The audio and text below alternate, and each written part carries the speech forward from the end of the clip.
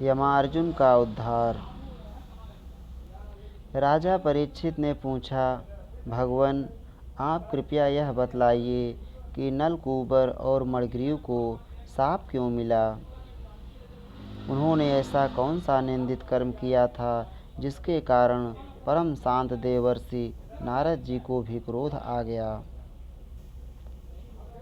श्री सुखदेव जी ने कहा, परीक्षित, नलकूबर और मणिग्रीव ये दोनों एक तो धनाध्यक्ष कुबेर के लाडले लड़के थे और दूसरे इनकी गिनती हो गई रुद्र भगवान के अनुचरों में।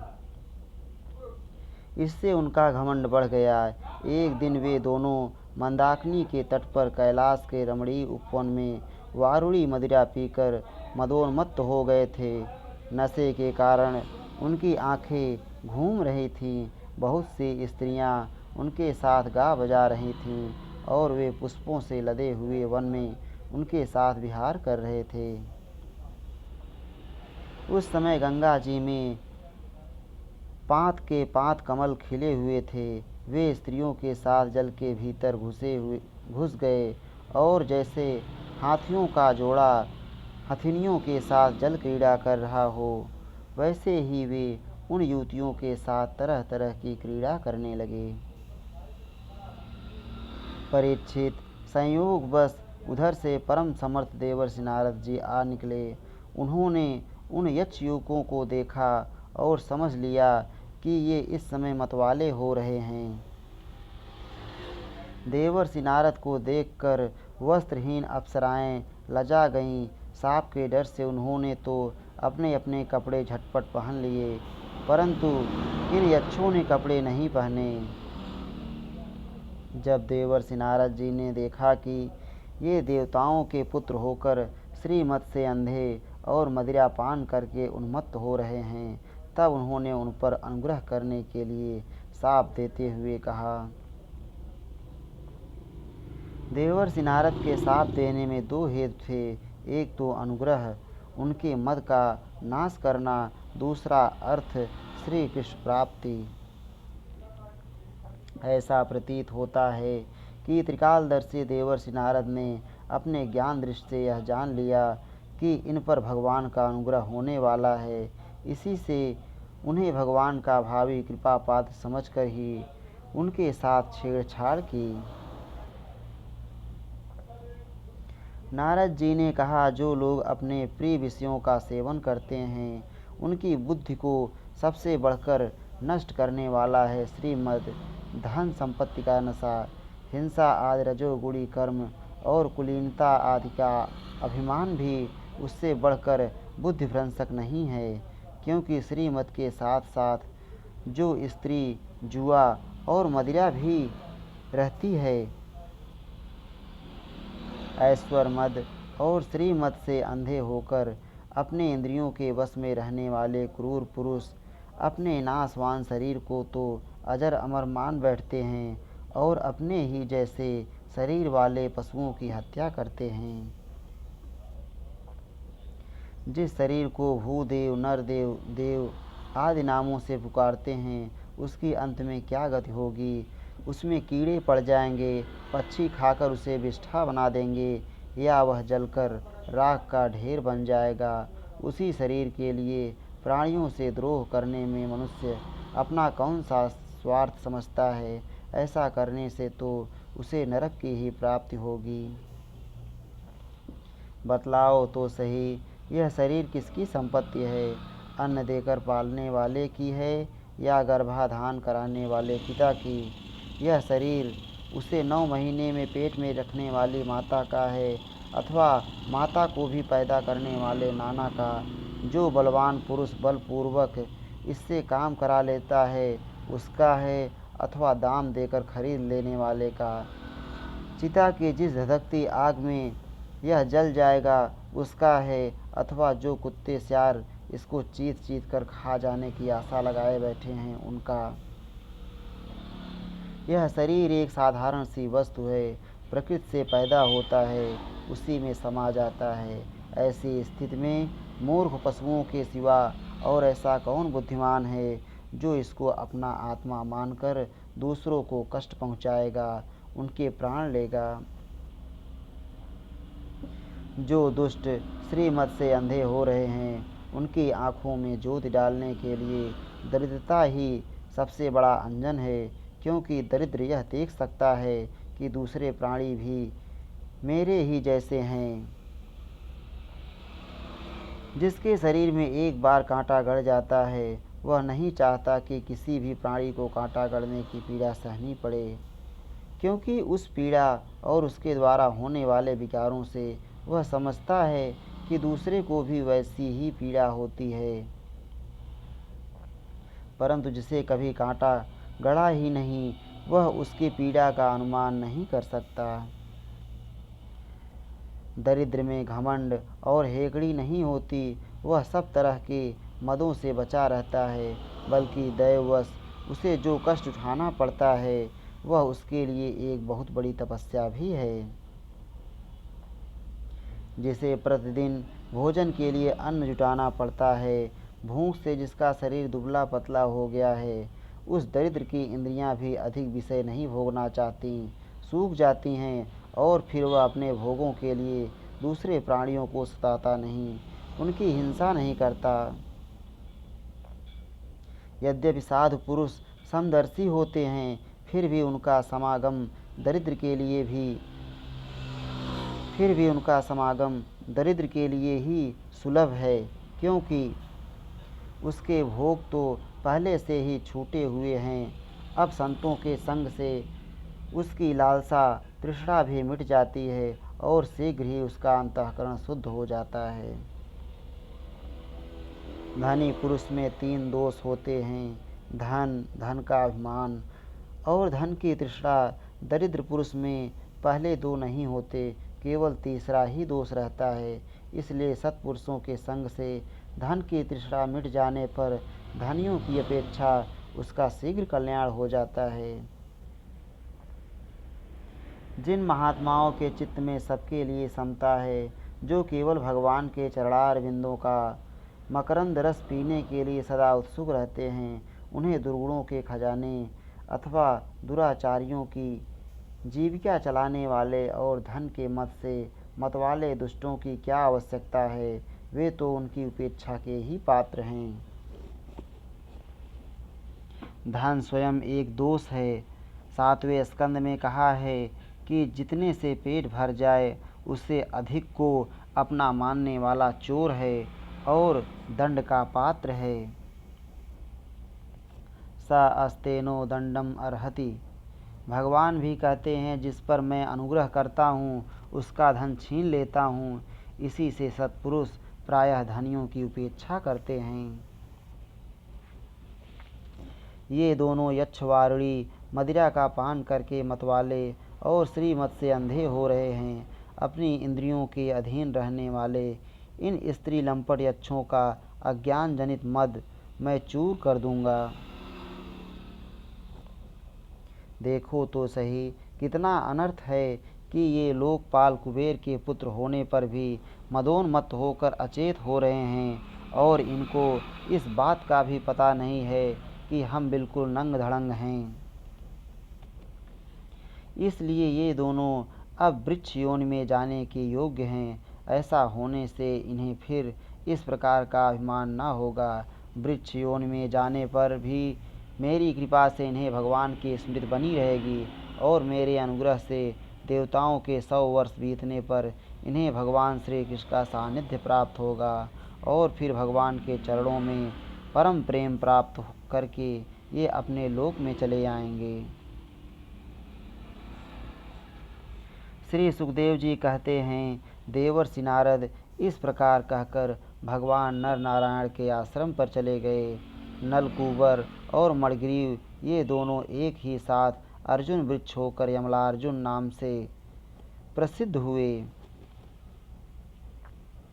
साप वरदान से तपस्या क्षीण होती है। नलकूबर मणिग्रीव को साप देने के पश्चात नर नारायण आश्रम की यात्रा करने का यह अभिप्राय है कि फिर से तपा संचय कर लिया जाए। मैंने यक्षों पर जो अनुग्रह किया है वह बिना तपस्या के पूर्ण नहीं हो सकता। इसलिए अपने आराध्य देव एवं गुरुदेव नारायण के सम्मुख अपना कृत्य निवेदन करने के लिए। भगवान श्री कृष्ण ने अपने परम प्रेमी भक्त देवर्षि नारद जी की बात सत्य करने के लिए धीरे धीरे उखल घसीटते हुए उस ओर प्रस्थान किया जिधर यमलार्जुन वृक्ष थे। भगवान ने सोचा कि देवर्षि नारद मेरे अत्यंत प्यारे हैं और ये दोनों भी मेरे भक्त कुबेर के लड़के हैं, इसलिए महात्मा नारद ने जो कुछ कहा है उसे मैं ठीक उसी रूप में पूरा करूँगा। भगवान श्री कृष्ण अपने कृपा दृष्टि से उन्हें मुक्त कर सकते थे, परंतु वृक्षों के पास जाने का कारण यह है कि देवर्षि नारद ने कहा था कि तुम्हें वासुदेव का सानिध्य प्राप्त होगा। यह विचार करके भगवान श्री कृष्ण दोनों वृक्षों के बीच में घुस गए। वे तो दूसरी ओर निकल गए, परंतु उखल टेढ़ा होकर अटक गया। वृक्षों के बीच में जाने का आशय यह है कि भगवान जिसके अंतर्देश में प्रवेश करते हैं उसके जीवन में क्लेश का लेश भी नहीं रहता। भीतर प्रवेश किए बिना दोनों का एक साथ उद्धार भी कैसे होता। दामोदर भगवान श्री कृष्ण की कमर में रस्सी कसी हुई थी। उन्होंने अपने पीछे लुढ़कते हुए उखल को ज्यों ही तनिक जोर से खींचा, त्यों ही पेड़ों की सारी जड़ें उखड़ गईं।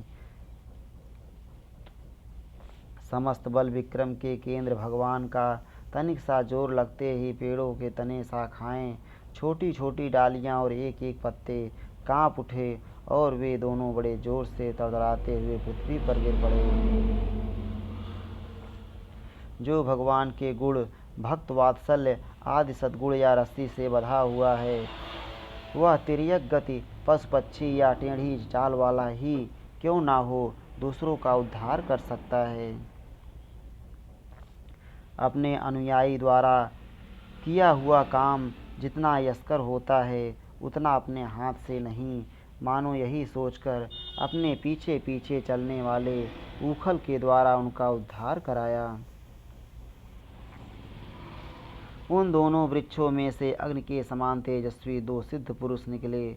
उनके चमचमाते हुए सौंदर्य से दिशाएं दमक उठी। उन्होंने संपूर्ण लोकों के स्वामी भगवान श्री कृष्ण के पास आकर उनके चरणों में सिर रखकर प्रणाम किया और हाथ जोड़कर शुद्ध हृदय से वे उनकी इस प्रकार स्तुति करने लगे। उन्होंने कहा, सच्चिदानंद स्वरूप सबको अपनी ओर आकर्षित करने वाले परम योगेश्वर श्री कृष्ण, आप प्रकृति से अतीत स्वयं पुरुषोत्तम हैं। वेदज्ञ ब्राह्मण यह बात जानते हैं कि यह व्यक्त और अव्यक्त संपूर्ण जगत आपका ही रूप है। आप ही समस्त प्राणियों के शरीर, प्राण, अंतःकरण और इंद्रियों के स्वामी हैं तथा आप ही सर्वशक्तिमान, काल, सर्वव्यापक एवं अविनाशी ईश्वर हैं। आप ही महत्तत्व और वह प्रकृति हैं जो अत्यंत सूक्ष्म एवं सत्वगुण, रजोगुण और तमोगुण रूपा है। आप ही समस्त स्थूल और सूक्ष्म शरीरों के कर्म, भाव, धर्म और सत्ता को जानने वाले सबके साक्षी परमात्मा हैं। वृत्तियों से ग्रहण किए जाने वाले प्रकृति के गुणों और विकारों के द्वारा आप पकड़ में नहीं आ सकते। स्थूल और सूक्ष्म शरीर के आवरण से ढका हुआ ऐसा कौन सा पुरुष है जो आपको जान सके, क्योंकि आप तो उन शरीरों के पहले भी एक रस विद्यमान थे। समस्त प्रपंच के विधाता भगवान वासुदेव को हम नमस्कार करते हैं। प्रभु, आपके द्वारा प्रकाशित होने वाले गुणों से ही आपने अपनी महिमा छिपा रखी है। पर ब्रह्म स्वरूप श्री कृष्ण, हम आपको नमस्कार करते हैं। आप प्राकृत शरीर से रहित हैं, फिर भी जब आप ऐसे पराक्रम प्रकट करते हैं जो साधारण शरीरधारियों के लिए शक्य नहीं है और जिनसे बढ़कर तो क्या जिनके समान भी कोई नहीं है कर सकता, तब उनके द्वारा उन शरीरों में आपके अवतारों का पता चल जाता है। प्रभु, आप ही समस्त लोगों के अभ्युदय और निःश्रेयस के लिए इस समय अपनी संपूर्ण शक्तियों से अवतीर्ण हुए हैं। आप समस्त अभिलाषाओं को पूर्ण करने वाले हैं। परम कल्याण साध्य स्वरूप आपको नमस्कार है। परम मंगल साधन स्वरूप आपको नमस्कार है। परम शांत सबके हृदय में विहार करने वाले यदुवंश शिरोमणि श्री कृष्ण को नमस्कार है। अनंत हम आपके दासानुदास हैं। आप यह स्वीकार कीजिए, देवर्षि भगवान नारद के परम अनुग्रह से ही हम अपराधियों को आपका दर्शन प्राप्त हुआ। प्रभो, हमारी वाणी आपके मंगलमय गुणों का वर्णन करती रहे, हमारे कान आपकी रसमयी कथा में लगे रहें, हमारे हाथ आपकी सेवा में और मन आपके चरण कमलों की स्मृति में रम जाए। यह संपूर्ण जगत आपका निवास स्थान है। हमारा मस्तक सबके सामने झुका रहे। संत आपके प्रत्यक्ष शरीर हैं, हमारी आँखें उनके दर्शन करती रहें। श्री सुखदेव जी कहते हैं, सौंदर्य माधुर्य निधि गोकुलेश्वर श्री कृष्ण ने नलकूबर और मणिग्रीव के इस प्रकार स्तुति करने पर रस्सी से उखल में बंधे बंधे ही हंसते हुए उनसे कहा, सर्वदा मैं मुक्त रहता हूँ और बद्ध जीव मेरी स्तुति करते हैं। आज मैं बद्ध हूँ और मुक्त जीव मेरी स्तुति कर रहे हैं। यह विपरीत दशा देखकर भगवान को हंसी आ गई। श्री भगवान ने कहा, तुम लोग श्रीमत से अंधे हो रहे थे। मैं पहले से ही यह बात जानता था कि परम कारुणिक देवर्षि नारद ने शाप देकर तुम्हारा ऐश्वर्य नष्ट कर दिया तथा इस प्रकार तुम्हारे ऊपर कृपा की। जिनकी बुद्धि समदर्शनी है और हृदय पूर्ण रूप से मेरे प्रति समर्पित है, उन साधु पुरुषों के दर्शन से बंधन होना ठीक वैसे ही संभव नहीं है जैसे सूर्योदय होने पर मनुष्य के नेत्रों के सामने अंधकार का होना। इसलिए नलकूबर और मणिग्रीव, तुम लोग मेरे परायण होकर अपने अपने घर जाओ। तुम लोगों को संसार चक्र से छुड़ाने वाले अनन्य भक्ति भाव की जो तुम्हें अभीष्ट है प्राप्ति हो गई है। श्री सुखदेव जी कहते हैं, जब भगवान ने इस प्रकार कहा तब उन दोनों ने उनकी परिक्रमा की और बार बार प्रणाम किया। इसके बाद उखल में बंधे हुए सर्वेश्वर की आज्ञा प्राप्त करके उन लोगों ने उत्तर दिशा की यात्रा की। यक्षों ने विचार किया कि जब तक यह सगुण रस्सी में बंधे हुए हैं तभी तक हमें इनके दर्शन हो रहे हैं। निर्गुण को तो मन में सोचा भी नहीं जा सकता। इसी से भगवान के बंधे रहते ही वे चले गए।